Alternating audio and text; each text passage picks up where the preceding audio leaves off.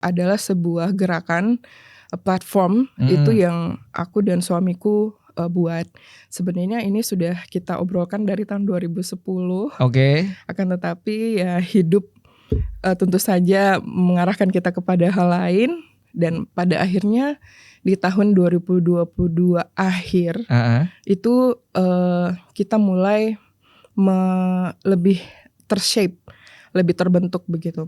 Setelah beliau terpilih jadi fellows di Ford Foundation. 2 tuan guru pertama yang kita pilih adalah Syekh Yusuf dari Makassar dan Syekh Imam Abdullah dari Tidore, yang pengaruhnya itu dari Indonesia, Sri Lanka sampai ke Afrika Selatan. Orang Afrikanya bisa dibilang antusiasnya besar nggak? Antusias sekali. Bahasa kalian gimana? Bahasa itu untuk pertunjukan kita bahkan pakai bahasa Makassar. Oh iya? Bahasa Ternate. Tapi kita dibantu dengan kayak ada seperti literatur on screen. Cita-cita konstelasi artistik Indonesia secara besar adalah menciptakan possibility untuk itu terwujud gitu. Apapun bentuknya. Program pertama kita ya sesederhana Seeking Tuan Guru. Kita cari dulu contohnya orang Indonesia nih yang luar biasa nih, yang bisa kamu contoh.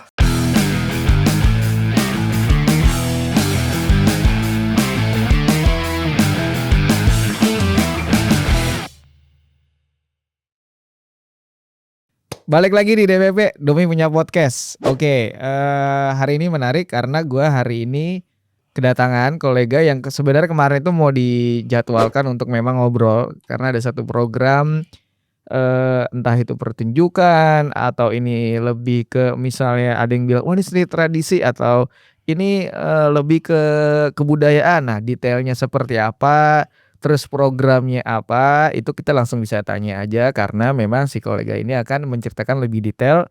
Dan juga gak cuma si program acaranya, tapi ada yang mungkin kayak lebih dari itu ya. Jadi misalnya ada, oh ini relate kemana, ini hubungannya dengan siapa, terus di balik acara itu ada program-program apa dan siapa yang terlibat di dalamnya, kita akan bahas. Dan detailnya kita akan ngobrol sama sosok orangnya. Itu ada Kak Helza. Terima kasih loh udah mampir nih. Iya, terima kasih juga. Sama-sama. Iya, akhirnya bisa ngobrol ya. Iya. Baru balik sampai Indonesia kapan? Sebenarnya baliknya itu sudah awal Desember. Oh, oke. Cuman kan kita laporan. Iya, ada berkas-berkas yang harus dibereskan. Oke. Jadi sebenarnya obrolannya ini kan memang aku menariknya ada yang perlu tak tanyakan tentang misalnya si Kabata Tan Sula ini sebenarnya, tapi kan di acara ini juga ada lah yang kita mau bahas. Benar. Konstelasi artistik Indonesia itu yang kita mau bahas adalah apa sih itu dan dia ngapain aja atau siapa aja di dalamnya. Nah itu mau kita bahas. Enaknya kita berangkat dari mana nih kalau misalnya mau coba ke arah sana, karena si acaranya ini juga sebenarnya menarik karena kemarin di Afrika kan, iya, di Cape Town, Afrika Selatan, Cape Town, di mana itu yang lebih ibu kotanya mungkin ya lebih banyak ininya, maksudnya kulturalnya gitu di sana ya. Kalau Cape Town itu kayak Bali-nya deh. Oh, Bali-nya. berarti kultural gitu kan? Iya, kultur, alam. Jadi kita ngebahasnya tentang berangkat dari si Afrika atau langsung ke konstelasinya dulu? Mungkin aku ceritain konstelasi sedikit. Boleh. Jadi konstelasi artistik Indonesia itu adalah sebuah gerakan platform itu yang aku dan suamiku buat. Sebenarnya ini sudah kita obrolkan dari tahun 2010. Akan tetapi ya hidup tentu saja mengarahkan kita kepada hal lain, dan pada akhirnya di tahun 2022 akhir itu kita mulai lebih tershape, lebih terbentuk begitu. Setelah beliau terpilih jadi fellows di Ford Foundation. Nah, Ford Global Fellow dari Indonesia. Anyway, long story short, terus akhirnya kita merancang sebuah residensi mencari tuan guru atau Seeking Tuan Guru. Jadi namanya programnya adalah Seeking Tuan Guru. Tuan guru pertama yang kita pilih, 2 tuan guru pertama yang kita pilih adalah Syekh Yusuf dari Makassar dan Syekh Imam Abdullah dari Tidore yang pengaruhnya itu dari Indonesia, Sri Lanka sampai ke Afrika Selatan. Jadi kita telusuri ulang nih. Kita cari tahu cerita tentang kehidupan mereka dan banyak banget hal yang kita temukan luar biasa di sana. Nah, seperti apa residensinya dan risetnya itu seperti apa? Yang kita ajak itu adalah seniman tradisi. Jadi seniman tradisi yang memang sudah membicarakan tentang dua sosok ini. Jadi kita ada bawa teman-teman dari Goa, Makassar, dari Ternate dan Riau, Banten dan Solo. Nah, hasil itu kita namakan fase 1. Kita pergi ke Cape Town residensi di Februari 2023, lalu fase 2 di Desember 2023 kita punya kesempatan untuk konser lah ya. Nah, itulah kemudian baru kita temukan nama Kabata Tan Rasula. Jadi nama konsernya itu hasil dari residensi itu namanya Kabata Tan Rasula. Itu di 2023. Lalu yang barusan nih adalah fase 3 yang kita sebut sebagai global presentation. Kita kembalikan lagi ke Cape Town seperti itu. Dan sebenarnya kalau kita tarik ulur lagi, si konstelasi artis Indonesia ini memang hanya berawal dari kalian berdua itu, sepasang suami istri ini, antara Kak Helza dengan Aristofani ini. Jadi berkembanglah di perjalanannya, akhirnya berkolaborasi dengan beberapa seniman-seniman tradisi ini untuk merealisasikan proyek-proyek ini, yang salah satunya yang pergi ke proyek ke Afrika itu. Dengan narasi arsiteknya tadi apa? Seeking Tuan Guru itu, yang memang sebelumnya sudah ada fase 1 di 2023. 2023 betul. Pendanaan dari mana? Kalau di fase 1 itu kita di support oleh Ford Foundation. Lalu dibantu juga oleh Konsulat Jenderal Indonesia yang ada di Cape Town. Lalu di fase 2 itu kita di full support oleh Pak Mahendra, di direktur PMM ya, sebelum ada kementerian. Lalu yang terakhir ini kita didukung oleh Dirjen Kebudayaan di mulai bulan Oktober sih sebenarnya. Jadi perbedaannya ada di masalah riset atau enggaknya itu ya. Yang pertama adalah si Ford Foundation, lalu yang kedua adalah Dirjen Kebudayaan. Jadi masa namanya belum jadi Kemenkebud itu ya. Belum. Jadi kita tipis banget. Nah, kegiatan ini sendiri sebenarnya kalian punya ada goals apa sih sebenarnya? Goalsnya itu sebenarnya kalau misalnya kita tanyakan awalnya tuh goalsnya sederhana. Kita mau riset, lalu bentuk risetnya itu outputnya adalah seni. Baik itu seni film. Jadi kita punya ada film dokumenter juga. Ada juga, dan itu ada screening juga. Iya, belum. Kita sedang ini pasca produksi sekarang. Insya Allah di awal tahun 2025. Lalu ada musik tentu saja, ada seni media. Dan ada seni artistik instalasi. Nah, karena biasanya kan kalau orang riset, orang residensi kan outputnya buku, seminar. Jadi kita pengen, karena teman-teman ini semuanya adalah seniman, output yang mereka inginkan adalah dalam bentuk kesenian juga seperti itu. Makanya tadi kamu di awal menyebut istilahnya konser ya? Konser. Itu kenapa disebut konser? Bukan mungkin performance atau yang pertunjukan yang mungkin kayak teater gitu, enggak? Karena dia sebenarnya namanya bisa performance juga ya. Bisa konser juga, tapi karena kita memang dominasinya di musik, jadi kita bilangnya konser. Tapi ada teater juga, ada seni tari juga di situ Pak, di fase kedua itu. Teater musikal juga bisa disebut ya? Iya, Tapi memang dominannya adalah musik begitu ceritanya. Dominannya musik. Dominannya musik Oh. memang. Jadi persiapannya berapa lama itu? Yang mana? Kalian waktu terakhir baru kemarin yang istilah konser itu sendiri? Yang di Cape Town. Iya. Yang di Cape Town itu hanya 1 bulan. 1 bulan? Mhm. Bisa tuh ya? Iya, karena Untuk materinya sendiri kan udah jadi ya, yang di Makassar. Lalu tinggal disesuaikan karena waktu di Makassar itu kan kita ada sekitar 40-an seniman yang terlibat. Tapi yang kemarin hanya sekitar 10 orang. Jadi kita ada penyesuaian. Tapi bentuknya sendiri itu sudah jadi. Oh, jadi yang rangkaian kamu atau teman-teman lakukan ini ada di Makassar juga dan itu dipertunjukkan. Iya. Di situ di mana lokasinya waktu di Makassar? Apakah di Benteng? Oh, di Benteng Di langsung. Benteng, iya. Jadi kemarin juga di Benteng. Oke, Di di sana. Di Cape Town di Benteng. Ada juga kebetulan. Iya. Oh. Benteng bekas Views. Itu kamu tiketing nggak waktu di Makassar? Enggak. Buat masyarakat? Buat gratis. Full, iya.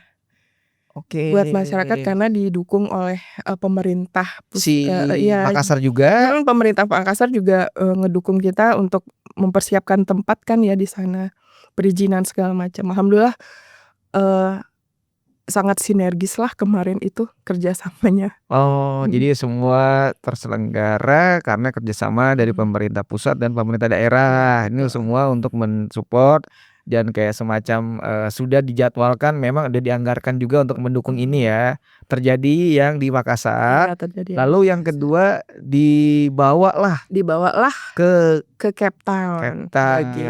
Kenapa ini hanya wilayahnya di Makassar dan langsung ke Cape Town? Mungkin nggak ke Jakarta dulu yang notabene mungkin bisa lebih banyak lagi orang nikmatin gitu. Awalnya kita malah pengennya ke Ternate. Oh, biar sesuai dari cerita narasi kita kembalikan lagi nih karena kita lagi menceritakan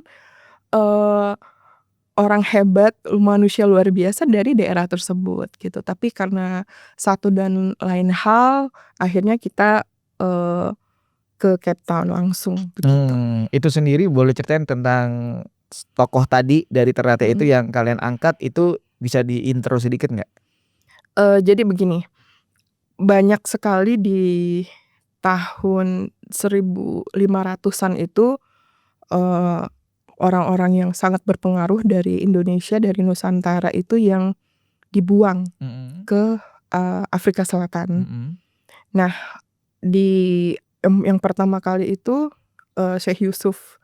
Bukan pertama kali sih, maksudnya Syekh Yusuf duluan baru Syekh Imam Abdullah. Nah, Syekh Yusuf itu hanya 5 tahun sebelum beliau meninggal dunia. Akan tetapi ajaran-ajaran dan cerita-cerita kesaktian beliau itu sangat legendaris ya. Sehingga secara ideologis masyarakat Afrika Selatan itu sangat dekat dengan sosok Syekh Yusuf. Nah, 100 tahun kemudian datanglah rombongan Syekh Imam Abdullah. Nah, Syekh Imam Abdullah ini punya cerita yang berbeda. Syekh Imam Abdullah ini tiba dengan sahabat-sahabat dan istri sehingga keturunannya itu sampai sekarang terjaga. Oke. Begitu. Jadi secara populasi, secara keturunan itu pengaruh Indonesia itu kuat dari keturunan Syekh Imam Abdullah. Akan tetapi secara ideologi pengaruhnya itu besar di Syekh Yusuf begitu. Jadi di Cape Town itu ada sekitar 500.000 orang yang mereka sebut Cape Malay. Itu adalah keturunan Indonesia. Jadi walaupun mereka punya keturunan India, Arab, bahkan keturunan kulit putih juga, tapi kalau mereka punya keturunan Indonesia itu mereka tuh bangga banget gitu. Dan kita bawa ke Indonesia, nggak banyak yang tahu soal itu. Jadi kita datang itu tanya, kamu dari mana? Terus misal kita bilang saya dari Indonesia, itu mereka tuh kayak ketemu orang kampung lah begitu. Oh gitu. Boleh minum dulu santai. Iya. Oh gitu. Iya. Jadi kamu memang ada data yang hasil riset itu ternyata ketika dibawa ke sana responnya bagus. Dan pada saat kita residensi pertama, itu kan kita ketemu dengan banyak orang-orang profesor, imam yang memang menguasai tentang cerita-cerita tentang Syekh Yusuf. Jadi bayangkan cerita tentang Syekh Yusuf dan cerita tentang Syekh Imam Abdullah ini dibahas dari berbagai sudut pandang ilmu pengetahuan begitu. Ada yang ada yang membahas tentang kemampuan beliau dalam berpolitik, ada yang membahas tentang kepiawaian beliau dalam agama, dan ada yang membahas juga dari segi metafisik begitu. Jadi Ada tuh ya? jadi yang Oke. ada cerita misalnya pada saat mereka kapalnya mau nyampe ke ke tanah Afrika, itu ada air tawar habis. Lalu si orang Belanda ini bilang, setentaranya bilang, di kapal kita kan ada orang sakti, minta tolong beliau untuk membantu kita. Terus mereka ambil seperti kayak ember kayu gitu. Saya kurang tahu persis apakah kaki beliau masuk atau tangan, atau dibacakan doa, lalu air asin itu berubah jadi air tawar. Dan legenda itu turun temurun, cerita-cerita itu gitu. Oke, dan itu masuk ke dalam pertunjukan kalian nggak? Masuk, ada memang bagian dari pertunjukan. Jadi misalnya ada batu-batu di tepi Tanjung Harapan itu, Cape of Good Hope itu kita ambil, kita ikat dengan sumbu, kita bawa itu sebagai ekspresi perbudakan, begitu. Jadi riset lalu kemudian kita olah untuk ditampilkan menjadi sebuah seni pertunjukan, begitu. Dan ini rangkaian yang si Afrika ini sebelumnya kemana aja sih? Setelah, maksudnya kan kemarin ke Afrika, sebelumnya ada kegiatan kemana lagi? Gitu. Yang kemarin itu yang pertama. Itu pertama? Iya. Pertama Seeking Tuan Guru seri 1 lah ya, episode 1 yang kita sedang merancang seri-seri berikutnya dengan tokoh-tokoh Indonesia, tokoh-tokoh Nusantara berikutnya, begitu. Jadi nantinya bakal juga ada seri-seri episode lainnya juga. Iya, betul. Ya mudah-mudahan gak berhenti di satu 2 tokoh aja gitu, karena kita meyakini bahwa banyak sekali anak-anak bangsa yang luar biasa begitu, yang patut hidup mereka kita ceritakan ulang. Lewat yang sekarang tadi kayak ada musik, benar. pertunjukan gitu-gitu. Karena kita seniman, teman-teman kami seniman, ya tentu saja ekspresinya, outcome-nya adalah seni pertunjukan, begitu. Berarti kalian menyebutnya ini proyeknya tentang apa sebenarnya kalau orang bertanya ke kalian tuh? Kalian lagi mengerjakan proyek apa sih gitu? Ada yang bertanya gitu, kalian menjawabnya gimana? Ya mencari tuan guru. Jadi maksudnya dalam segi kalau kita istilahnya mengklarifikasikan ini kan, lagi ngerjain proyek teater, lagi ngerjain musik. Ini kalian menyebutnya apa nih gitu? Iya, seni pertunjukan sih sebenarnya. Seni pertunjukan. Seni pertunjukan. Tapi itu sebenarnya berkembang juga nanti. Misalnya begini, apakah misalnya kita riset tentang tuan guru B, kita juga harus menilai apakah seni ini cocok dengan ceritanya beliau, atau apakah bisa menggunakan ekspresi seni yang lain. Dan itu akan berkembang pada saat residensi itu gitu. Akan berkembang pada saat riset. Siapa tahu nanti ekspresinya adalah justru fashion. Kita nggak nutup itu gitu. Cuman memang yang menjadi backbone-nya adalah musik. Yang mungkin kalian mencoba meng-highlight-nya lebih ke istilahnya mungkin 70% musik gitu ya, betul. Sisanya pertunjukan dan lain-lain itu. Kenapa memang akhirnya memilih jalur yang untuk ada lebih dominannya musik?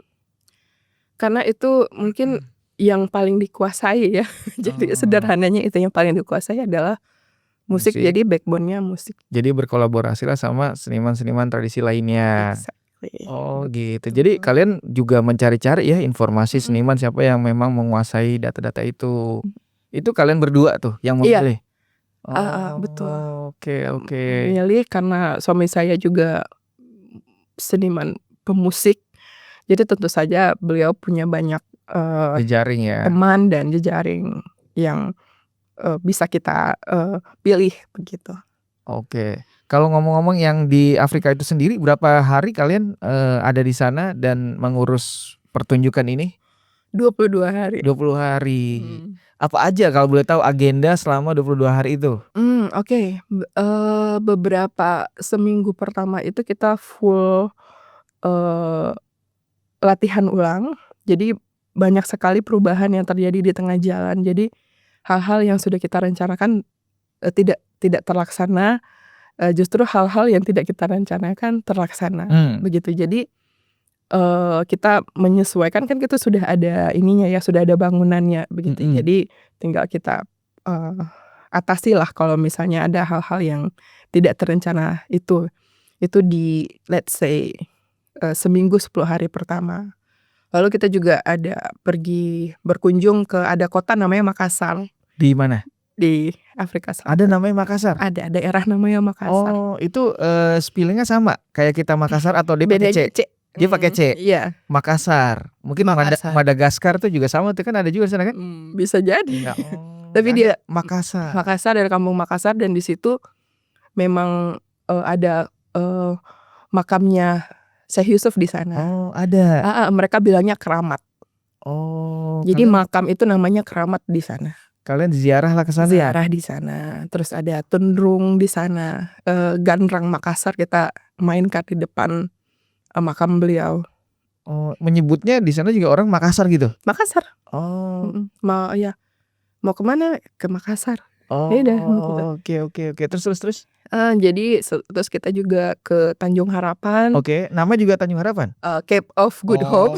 Keren. Tanjung Harapan mah di Indonesia. Iya, makanya kok ada juga nama sama. Oke. Iya. Ke Cape of Good Hope kita ngambil klip di situ untuk bikin video klip apa? Klip untuk bagian footage, dari ya. Dari bagian dari pertunjukan. Terus ada ke beberapa tempat juga, dan apa namanya ya, untuk apalah, apa sih namanya kalau istilahnya teman-teman seniman itu, apa tuh? merasakan lah ya, vibes-nya. Oke.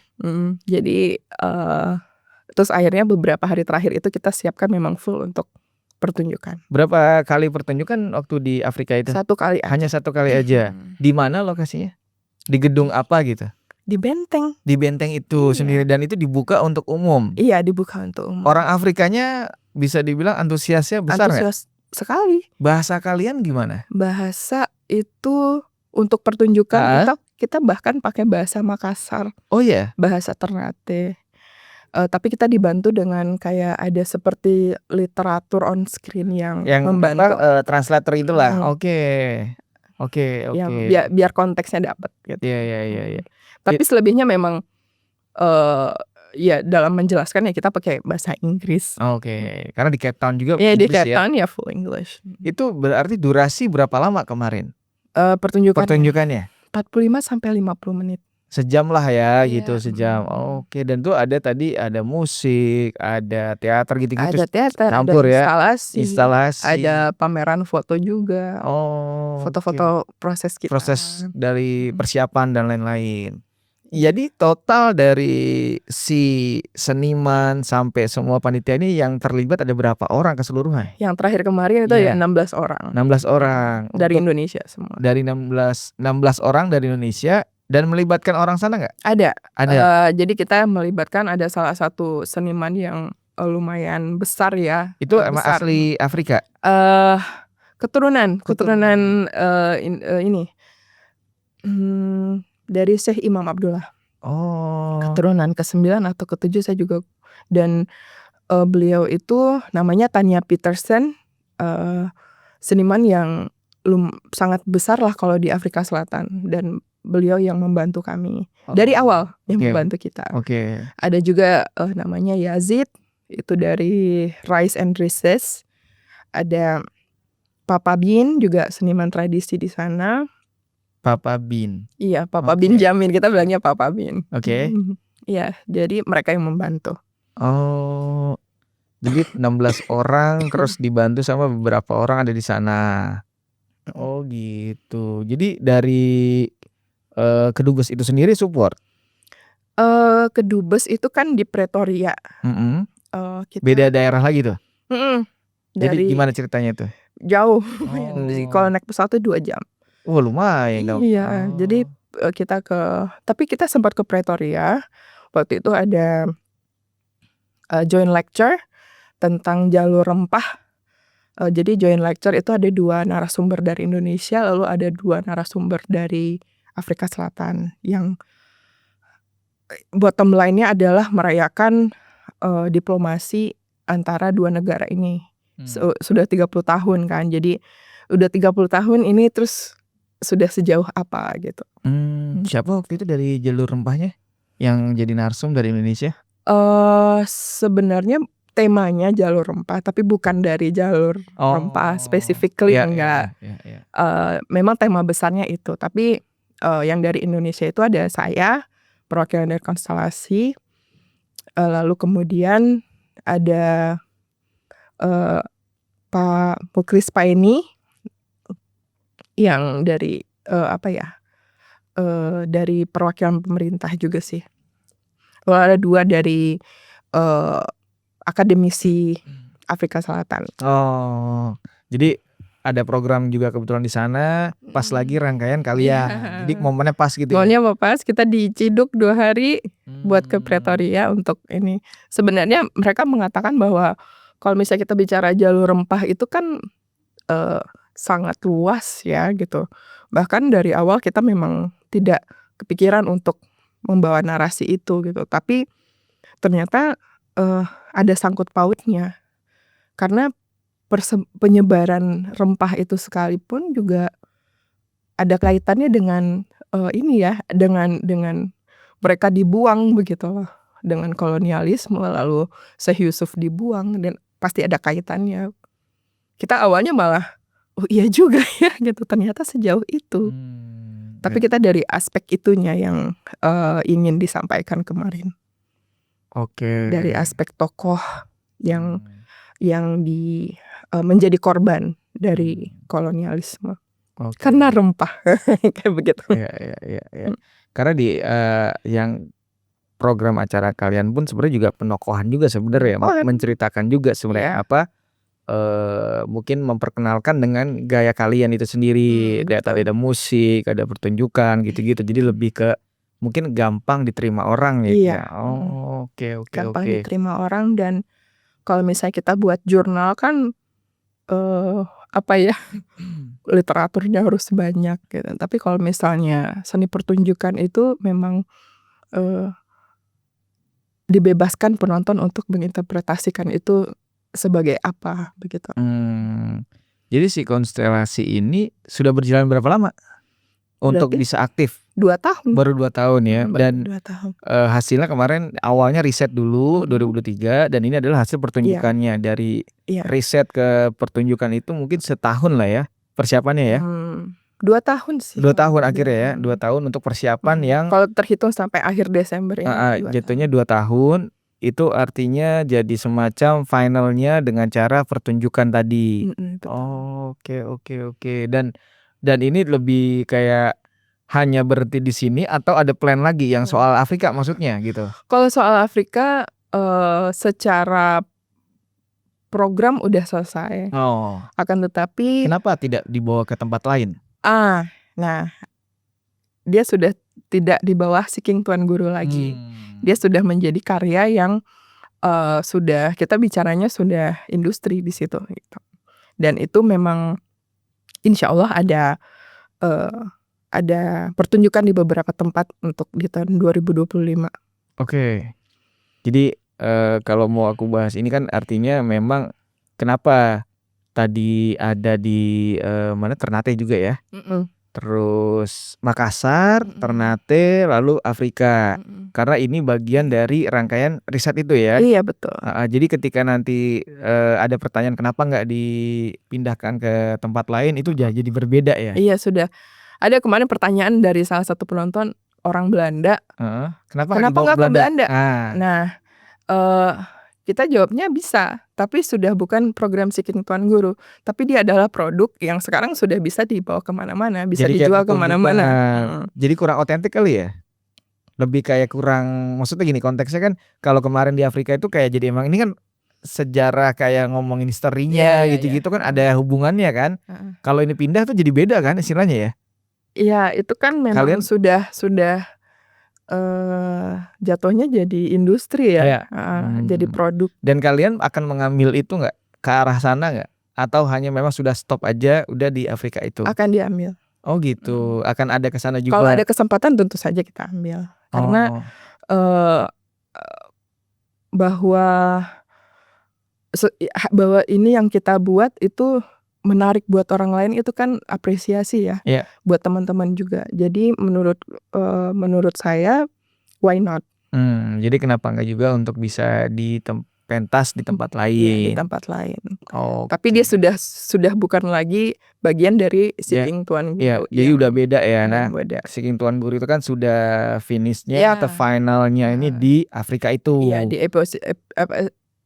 seri 1-nya tuh udah done gitu. Sudah beres gitu. Next season lah. Next seasonnya, oke. Kayak Netflix lah gitu ya. Okay, benar. Berarti what next-nya apa nih? What's next-nya adalah kita sedang menghimpun nama-nama tokoh-tokoh anak bangsa yang inspiratif untuk diceritakan kembali. Kita sudah mengantongi itu bahasanya ya. Dapat dari hasil risetnya dong kan. Jadi kita ingin ke tokoh perempuan sekarang.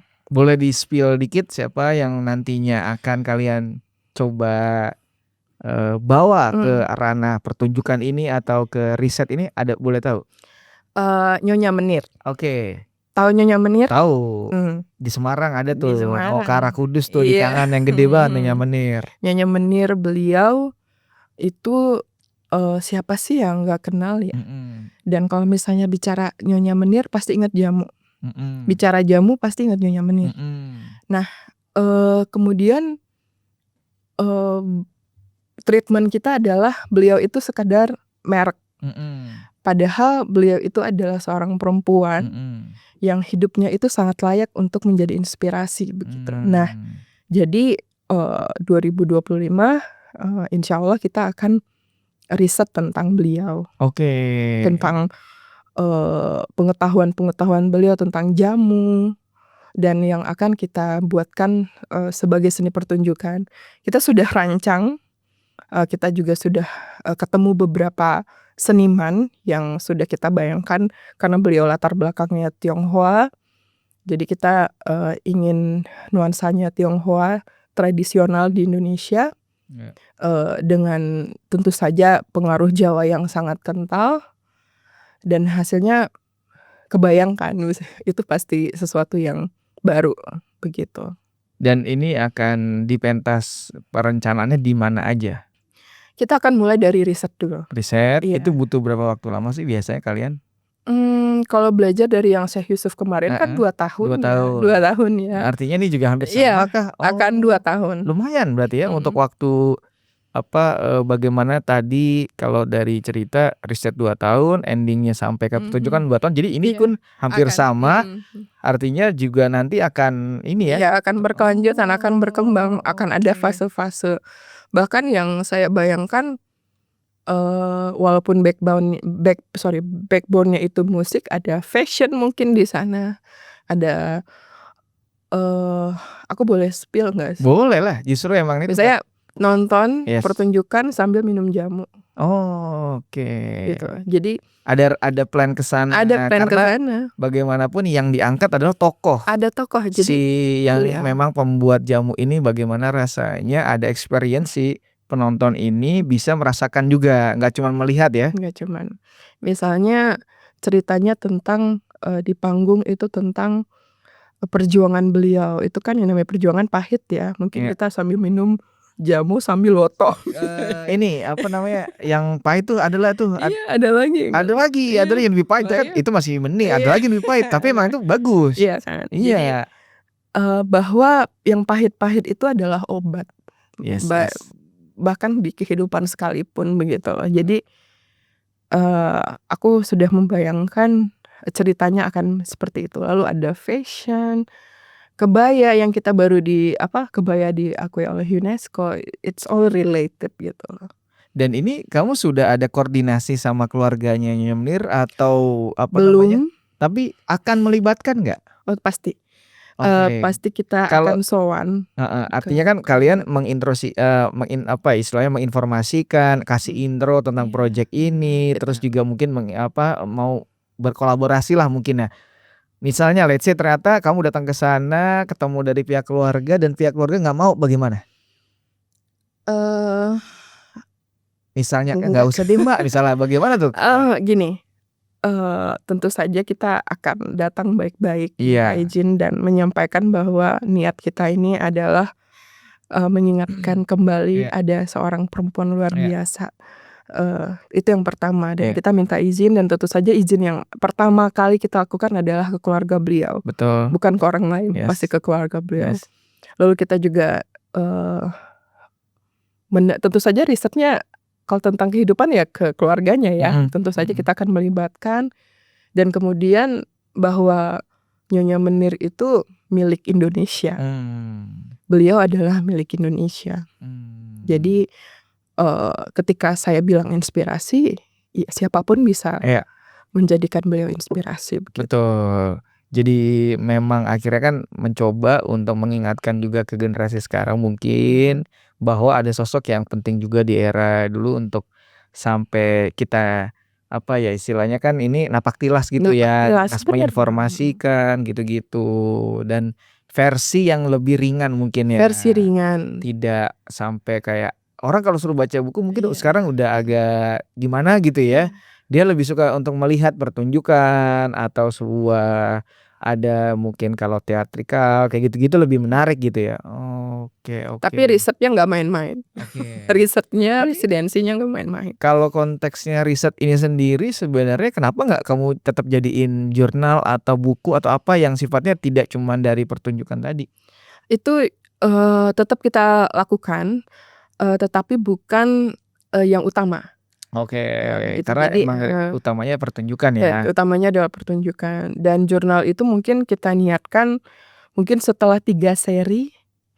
Ketika kita sudah ketemu bentuk, baru kita bisa cerita. Karena ini kan misalnya belum tentu bentuk yang kita dapatkan dari riset Syekh Yusuf sama dengan nantinya mungkin misalnya di Nyonya Menir. Iya. Atau di nanti tokoh berikutnya siapa lagi. Mungkin setelah 2-3 kali seri baru kita bisa udah ada pattern, dan itu yang menurut kami bisa di-share sama masyarakat umum begitu. Oke. Ketemu patternnya dulu. Oke. Jadi sekalian juga masih terus explore sebenarnya ini, lebih tahu seperti apa detailnya, patternnya seperti apa gitu ya. Oke. Tulisan-tulisan tentang misalnya contohnya Syekh Yusuf itu sudah banyak sekali bukunya. Oke. Jadi kalau kita menceritakan ulang tentang Syekh Yusuf, mungkin tidak akan selengkap mereka begitu. Tapi yang mau kita sampaikan adalah cara approach kita untuk menceritakan ulang tokoh-tokoh yang luar biasa itu. Iya. Ini sudah mulai sampai ke riset si Nyonya Menir itu belum? Masih baru ini ya, riset. Nggak bisa dibilang riset juga sih ya. Baru kita mengumpulkan kesenian tradisional Tionghoa Indonesia. Lalu kita juga sedang ngelis akan seperti apa bentuknya kan. Jadi kita seperti apa bentuknya baru kita riset akan berdasarkan itu. Karena kalau yang di riset pasti banyak banget gitu. Lalu kita akan mencoba bertemu dengan beberapa orang yang stakeholders, mungkin yang nonton juga bisa aku kenal sama ini, bisa ketemu ini. Bisa dibilang kan ini sangat open kalian untuk bisa jadi bagian dari tim atau kolaborator bisa banget. Karena kita cuman berdua, jadi kita memang per project. Project gitu. Jadi kita udah ketemu sama beberapa wayang potehi seperti itu, gambang kromong, kebayang gak sih gitu. Wayang kulit sama potehi side by side, Ya. fashion dan seniman tradisi. Aku tuh kepengen banget ketemu dengan Om Didi Ninitowo. Beliau kan Tionghoa tapi penari tradisi Jawa. Perspektif beliau tentang kontras itu begitu, yang mungkin bisa di-insert ke pertunjukan tentang Nyonya Menir nanti, seperti itu. Tapi yang aku ceritakan ini masih wish list ya. Mudah-mudahan dengan aku cerita di sini ada yang oke, yuk kita kerjain bareng-bareng. Karena nggak mungkin kita kerjain berdua doang gitu. Iya, repot juga ya. Iya, it's impossible. Oh, jadi emang bisa jadi open untuk kolaborasi, Open banget. terus jadi bagian dari tim gitu ya? Open banget. Oke. Jadi kita juga ngelibatin misalnya di media gitu. Ya anak-anak muda, karena mereka yang paham dengan situasi publikasi zaman sekarang begitu. Jadi mereka juga, aku baru tahu loh soal si Yusuf. Jadi kan mereka ngerjain caption misalnya. Oke, begini ya Kak ya. Nah itu paradoksnya tuh asik banget jadinya gitu. Dinamikanya asik banget jadi. Kalau untuk kayak mau kolaborasi sama kalian tuh berarti komunikasinya di mana? Komunikasinya bisa langsung di Instagram. Langsung DM aja Di @konstelasiartistik.id. Oh, jadi semua bisa siapapun boleh, karena mungkin ada ketertarikan yang sama. Karena tadi sudah di-mention soal Nyonya Menir, itu bisa jadi kalau ada informasi boleh banget dibagi juga ke kalian ya. Iya. Atau misalnya kayak begini, misalnya Kak, aku habis riset tentang tokoh ini. Oh, Kita ada boleh ide ngobrol juga. nggak? Iya. Boleh ya? Boleh banget. Bisa. Boleh banget. Oke. Di daerahku misalnya ada yang nonton dari Flores misalnya. Di daerahku tuh ada Kak yang bagus banget, beliau begini. Terus kalau misalnya masuk ke kriteria seeking tuan guru, why not? Begitu. Justru kita ingin yang seperti itu. Justru malah kamunya juga mau mendapatkan informasi itu ya, boleh banget ya. Boleh banget. Diinformasiin ya. Oh, gitu. Ada juga loh teman-teman beberapa yang misalnya dari Pontianak gitu, coba Kak yang ini gitu. Dari Banjarmasin gitu, Kak coba yang ini gitu. Oh, dan memang itu tokoh yang tidak terlalu dipublish ya, atau tidak populer ya? Maksudnya populer di sana tapi secara tingkat nasional enggak gitu? Bisa jadi, atau misalnya tokoh-tokoh yang misalnya besar, tapi kalau di Indonesia itu tokoh besar itu jadi pahlawan. Oh, oke. Misalnya kayak Nyonya Menir kan tidak berjuang, tapi kan pengaruhnya besar. Iya. Legasinya besar. Nah, seperti itu juga. Oke. Jadi siapapun yang di luar sana, teman-teman boleh banget informasiin untuk bisa berbagi. Kalau mau jadi kolaborasi dengan si konstelasi ini bisa banget ya. Bisa banget. Atau bagian dari tim itu sendiri ya, bisa banget ya. Misalnya ada yang dari let's say Flores tadi aku bilang, menjadi tim leader kita yang untuk di Flores, tentunya mereka yang lebih tahu. Kan nanti kamu interview ini, kamu ini. Tentu saja kita akan ke orang tersebut begitu. Pasti lebih tahu kan ya. Iya. Oke, menarik. Ada lagi ya sebenarnya yang mau coba kamu bagi informasiin tentang si konstelasinya ini? Karena tadi kan sudah cerita yang di Afrika, lalu what next-nya mau ngangkat si Nyonya Menir. Terus tadi juga mention juga buat siapapun yang mau kolaborasi atau kolaborator boleh banget. Nah, ada lagi nggak yang kamu mau bagiin sebelum kita mau berakhir itu? Udah mau berakhir. Belum. Ini maksudnya panjang, karena mau dipancing dulu gitu. Gini, konstelasi itu sebenarnya ketika kita idekan dengan ketika kita implementasi itu beda banget.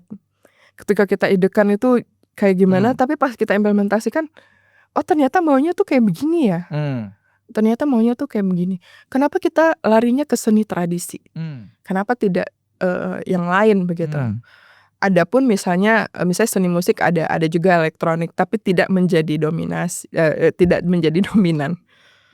Itu karena seni tradisi itu sedikit kurang seksi, tidak menghasilkan, kurang menghasilkan. Oke.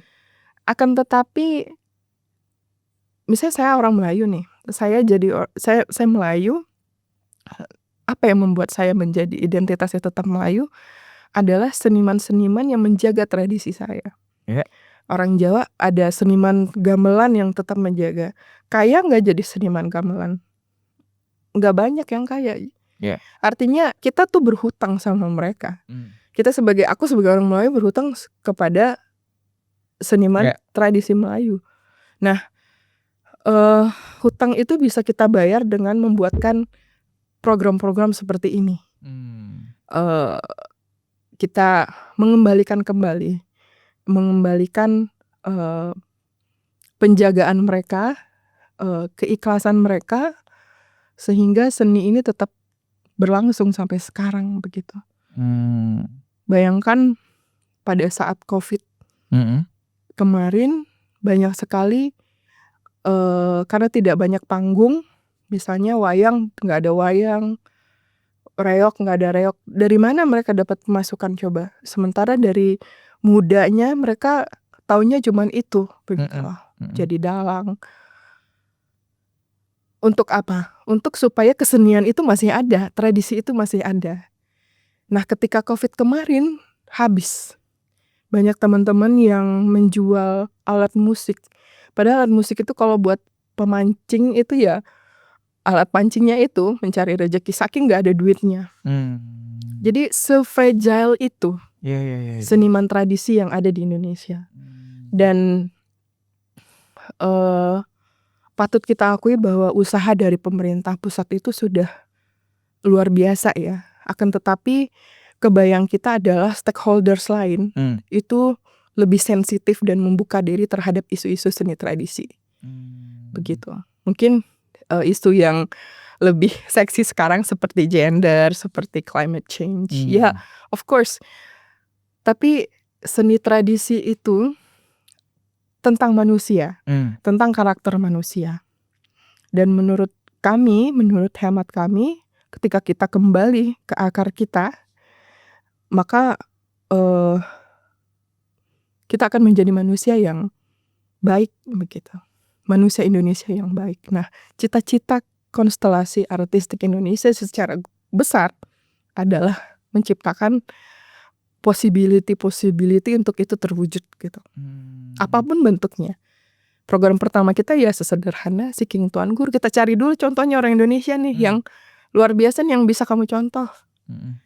Itu dulu. Dengan cara yang lebih mudah gitu ya. Nanti siapa lagi begitu, apalagi. Terus kita punya satu program lain di Pekanbaru, itu namanya Pekanbaru Art Market. Pekanbaru Art Market. Jadi ini lucu juga. Pekanbaru Art Market itu ngumpulin crafter untuk jualan bareng. Sesederhana itu. Ini inisiasi kalian? Inisiasi kami dengan inspirasi dari Solo Art Market. Ya, kita udah minta izin. Jadi kita buat Pekanbaru Art Market. Namanya emang sama ya, cuma beda kota aja. Beda kota aja. Jadi ketika kita berbicara tentang seni, tentu saja ini seni menghasilkan nggak?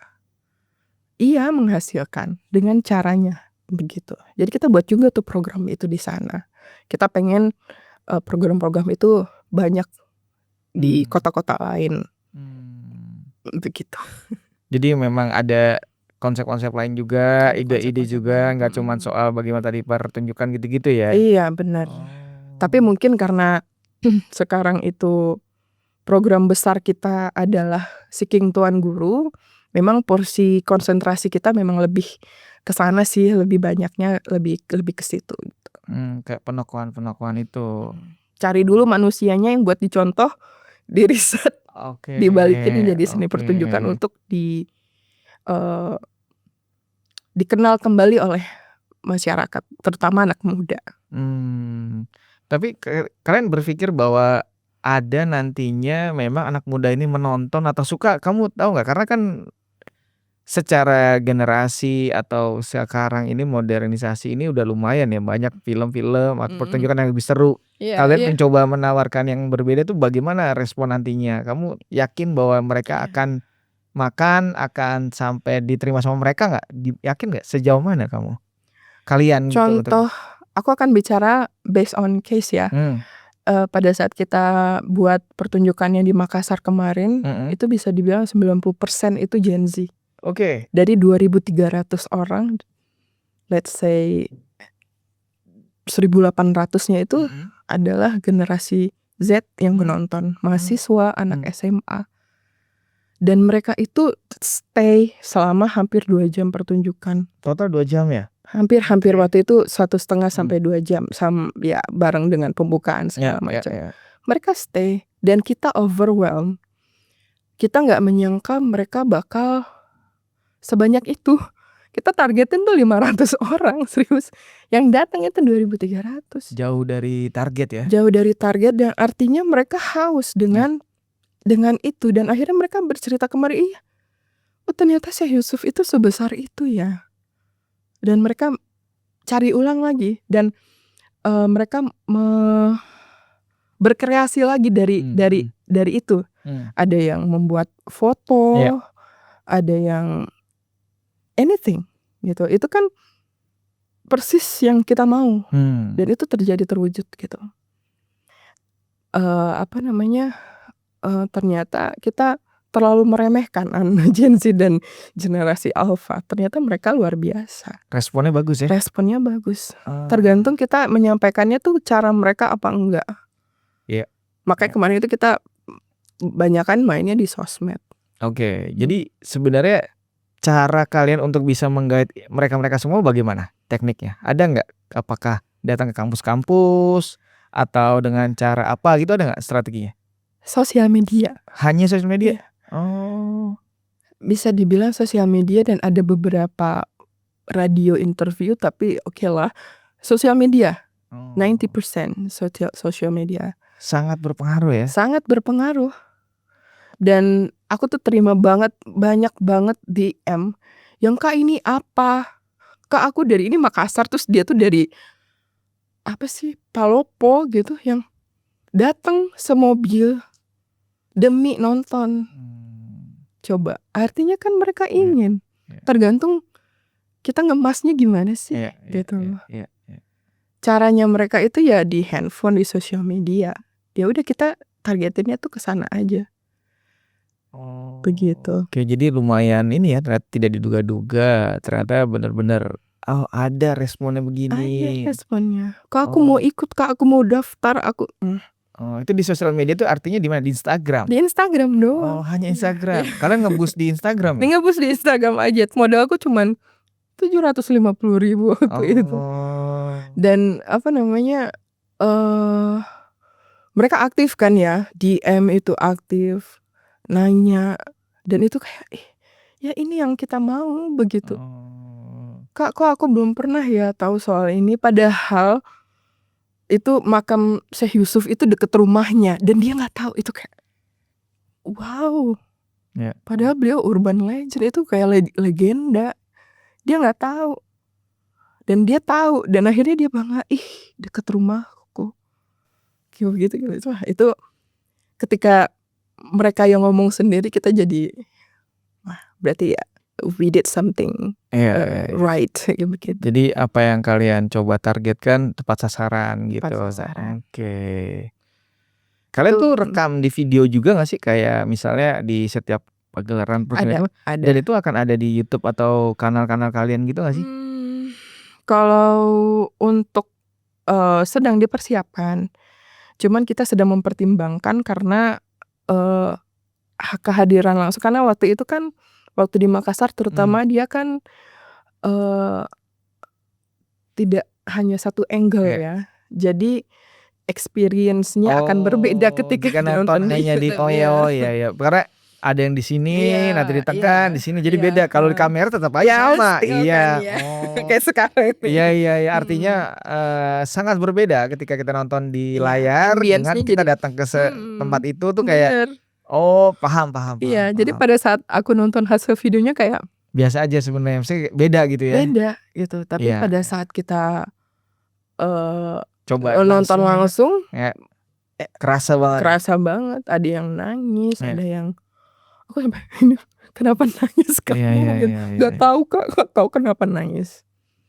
Karena aku orang Makassar yang diceritain orang Makassar. Iya. Aku harus kayak dia, minimal dia akan cari tahu gitu. Iya. Oh gitu. Karena identiknya kan kalau seni tradisi mungkin anak-anak yang sekarang ini tidak nyantol atau tidak relate gitu ya, atau mungkin tidak ada ketertarikan mungkin ya, aku juga belum riset betul, tapi dari beberapa kayak kelihatan postingan, misalnya postingan dari yang berhubungan seni-seni tradisional atau kebudayaan lokal itu mungkin nggak terlalu banyak dibanding yang mungkin pop-ish ya gitu-gitu, modern, pop, kontemporer dan lain-lain, itu maksudnya gitu. Iya, kebanyakan yang anak muda masih memegang kesenian tradisi itu yang ikut sanggar seperti itu gitu ya. Tapi kan jarang banget ya sekarang. Lucunya tuh kayak orang nonton drama musikal Wicked itu kayak keren banget. Yes. Padahal kita punya ketoprak, kita punya ludruk, kita punya wayang. Wayang orang aja bagus banget. Itu yang ceritanya luar biasa begitu. Iya sih, benar. Cuman itu juga permasalahan yang cukup besar sih, yang artinya banyak juga yang wayang-wayang atau pagelaran itu tidak banyak karena masalah modern itu sudah mulai kegerus gitu. Kalau di Jogja tuh ada taman hiburan yang suka wayang itu juga mulai kegeser. Banyak. Dengan ya kemajuan zaman ini, tinggal bagaimana bisa dibilang kayak mengikuti perkembangannya aja sih gitu. Sebenarnya kan ini harus dikemas ulang, enggak. Yang dikemas ulang itu adalah cara menyampaikan. Marketingnya misalnya begitu. Itu yang harus dikemas ulang. Tapi seni tradisinya sendiri menurut saya nggak perlu diubah. Itu udah jadi otentiknya, biarin aja originalitas itu. Nggak perlu ada sampai kayak mengcustom kostumnya, dekor, nggak usah. Justru lebih basic, otentik, lebih menarik gitu. Ya bisa sih, ada custom itu bisa. Itu tergantung segmen ya. Tergantung segmen, tapi artinya bukan itu yang jadi utama gitu kan mungkin. Bener. Oke. Iya, jadi apa namanya? Contohnya kayak kemarin apa sih? Ada salah satu konser besar yang menampilkan penyanyi anak-anak. Ada seniman tradisi. Aku mau nyebut, cuman aku takut salah antara dua. Siapa namanya? Antara dua Synchronize atau Pesta Pora ya. Oh ya, diantara salah satu ya pokoknya ya. Nah karena aku juga nggak tahu. Sorry ya. Aku nggak nonton soalnya. Jadi mereka itu menampilkan seniman tradisi dan nontonnya tuh banyak banget. Artinya yang dikemas apa? Apakah itu harus diubah? Enggak. How-nya yang ini yang harus disesuaikan. Masih banyak yang nonton Haddad Alwi itu kan come on gitu. Kalau misalnya caranya salah nggak bakal ada yang nonton. Makanya ini adalah cara konstelasi untuk mencoba menghadirkan yang bisa dibilang ini juga belajar sejarah, bagaimana menghormati soal tokoh-tokoh kelokalan, kayak gitu semua. Oke. Terus apalagi target dari konstelasi ini sendiri? Setelah tadi kalian sudah menjelaskan panjang lebar itu, ada poin apa lagi? Oke. Karena yang seperti saya bilang program utama kita adalah Seeking Tuan Guru. Tentu saja kita akan open ya dengan kolaborasi baru ke depan. Keterbukaan itu yang menjadi asas kita. Dan kemudian kita ingin surprise. Kita ingin dikejutin dengan tiba-tiba misalnya siapa gitu yang menghubungi kita kolaborasi, sesuatu yang out of the box, sesuatu yang kita nggak kepikiran gitu. Itu yang aku antisipasi ke depan. Untuk program utamanya sendiri ya kita akan tetap stick di Seeking Tuan Guru. Secara menjadi program utama. Misalnya ada yang, Kak, coba aku latih deh soal sosmed dan seni tradisi itu gimana. Coba. Banyak banget. Kok jadi bisnis apa ya? Jadi bisnis, kesempatan bisnis itu ya seni. Kan banyak banget misalnya band-band yang di sosial medianya dipegang oleh orang-orang profesional. Kebayang nggak kalau misalnya ludruk apa itu yang megang orang profesional juga. Aku yakin deh bakal banyak yang nonton ludruk. Oke, benar. Kayak ini bagaimana caranya untuk bisa mempopulerkan gitu. Iya. Ya. Jadi kebayangku next program kita adalah itu. Tapi karena aku bukan ahli, mungkin ada yang ahli produksi konten atau seperti apa yang mau jadi tandem kita. Boleh banget. Gitu, karena open banget, terbuka buat siapapun, buat mau organisasi, perorangan, individu, semuanya boleh banget ya. Boleh banget. Yang penting tujuan kita adalah kita kembalikan kebudayaan tradisi itu yang menjaga identitas kita. So we have to do something about it gitu. Oke. Dengan cara yang kita bisa. Mungkin kita nggak bisa ngeludruk, misalnya aku nggak bisa ngeludruk misalnya, tapi aku bisa hal lain, ya do it. Let's do it together. Lebih banyak orang pasti lebih keren, lebih megah lagi, lebih wow lagi, lebih cepet jalan, dan juga pasti kan lebih ada input yang menarik. Betul. Gitu. Betul sekali. Iya. Paham. Ini kita kalau ngobrol sebenarnya panjang banget sih.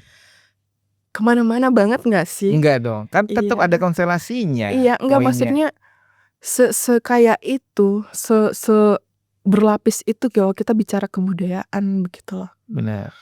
Jadi bangga banget lah jadi orang Indonesia, serius. Harus bangga dong. Serius. Apalagi itu, makanya dengan adanya si konstelasi ini kan mengangkat yang memang banyak tidak diketahui oleh si generasi-generasi yang terbaru dari Gen Z ini gitu, bahwa ada loh ini yang dari Indonesia dan perlu kalian pahami dan coba kalian pelajari kan gitu. Enggak selalu budaya luar terus gitu loh. Apa-apa luar kan gitu. Iya. Konstelasi itu bukan ingin jadi guru ya, bukan mau menggurui, tapi ingin menjadi teman diskusi aja sih. Iya. Teman ngobrol. Kita udah ngerjain ini. Kak, aku pengen tahu kamu ngerjain apa. Kayak itu. Di situ kita gitu. Oke. Bener.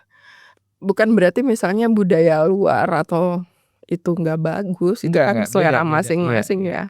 Iya. Cuman marilah menghargai dan lebih cinta sama kebudayaan kita sendiri, itu budaya Indonesia. Budaya Indonesia, bangga jadi orang Indonesia. Gitu. Indonesia kayak aku di Afrika Selatan tuh sampai nangis. Aku bilang Indonesia tuh kaya banget. Pas nonton pertunjukan tuh aku nangis bukan karena ceritanya ya, tapi kayak astaga, ini gila nih negara gua. Kaya banget. Iya. Mereka bilang, kita punya 12 bahasa. Kita punya 300. Gila, baik banget. Iya. Dan itu kayak wow.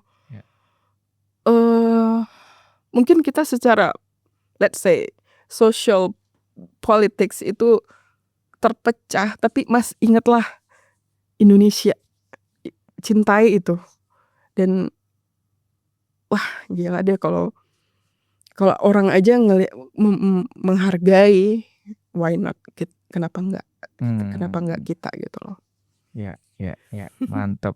Sebelum berakhir nih, ada nggak yang kamu mau coba sampein tentang konstelasinya, tentang proyek kamu yang lain misalnya? Jadi menginformasikan, ada nggak sebelum?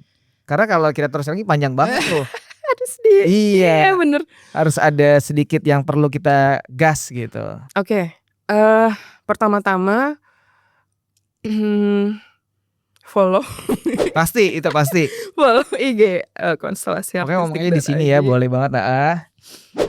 Di situ kita terbuka sekali dengan diskusi, dengan obrolan-obrolan apapun tentang seni tradisi dari perspektif mana saja gitu. Karena kita sendiri juga butuh perspektif baru, sesuatu yang out of the box. Karena saya yakin pasti akan menjadi sesuatu yang luar biasa nantinya. Lalu kemudian doakan semoga lancar Tuan Guru berikutnya. Kita dengan penuh kerendahan hati, mudah-mudahan diberi izin oleh keluarga beliau menceritakan keluar biasaan beliau sebagai seorang ibu, seorang perempuan Indonesia yang against all odds. Terus semoga kita bisa berkolaborasi buat yang nonton, sekadar ngobrol aja, sekadar sharing aja DM, let's talk. Terus berikutnya semoga siapapun stakeholders di Indonesia mulai ini deh, ternyata menjaga kesenian dan kebudayaan itu sesuatu yang